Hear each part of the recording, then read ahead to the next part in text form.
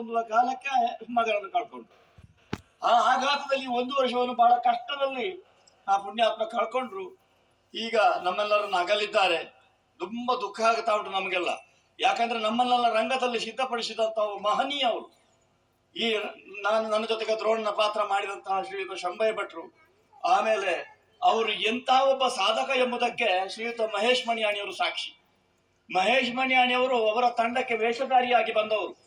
ಹಾಸ್ಯಗಾರನಿಲ್ಲದಿರುವಂತಹ ಅನಿವಾರ್ಯ ಸಂದರ್ಭದಲ್ಲಿ ಹಾಸ್ಯದ ಪ್ರತಿಯೊಂದು ವರಿಷೆಗಳನ್ನು ಹೇಳಿಕೊಟ್ಟು ಹಾಸ್ಯಗಾರನಂತೆ ಅವರನ್ನು ಸಿದ್ಧಪಡಿಸಿದವರು ಶ್ರೀಯುತ ಬಲಿಪನಾರಾಯಣ ಭಾಗವತರು. ಮನ ಮೆಚ್ಚು ಸಂತೋಷದಲ್ಲಿ ಮನದುಂಬಿ ಅದನ್ನು ಹೇಳ್ತಾ ಇದ್ದಾರೆ.